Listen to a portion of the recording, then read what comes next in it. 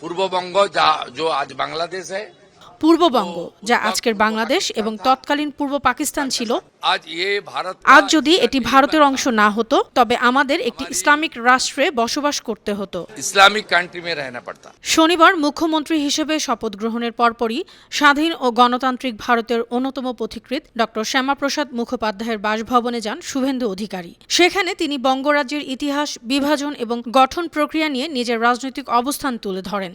তিনি বলেন, বঙ্গরাজ্য যেভাবে গঠিত হয়েছে তার পেছনে আমাদের যে সঠিক ইতিহাস রয়েছে তা হল 1947 সালের 20শে জুন আমাদের পশ্চিমবঙ্গ বিধানসভা, যা আজ অ্যাসেম্বলি নামে পরিচিত, সেখানে ডক্টর শ্যামাপ্রসাদ মুখোপাধ্যায়ের নেতৃত্বে একটি প্রস্তাব পাশ করা হয়েছিল।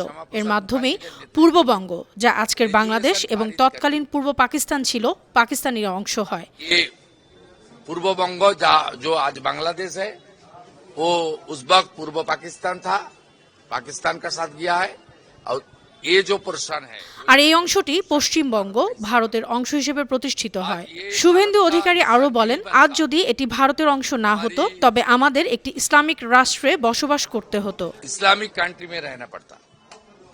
इसलिए जो बंगाल का फॉर्मेशन किया है, बंगाल को তাই যিনি বঙ্গরাজ্য গঠন করেছেন এবং বাংলাকে তৈরি করেছেন, মুখ্যমন্ত্রী হওয়ার পর তার বাড়িতে এসে শ্রদ্ধা জানানো আমার জন্য একটি বড় দায়িত্ব। उनका श्रद्धा सुमन अर्पित करना ये तो प्राथमिकता है।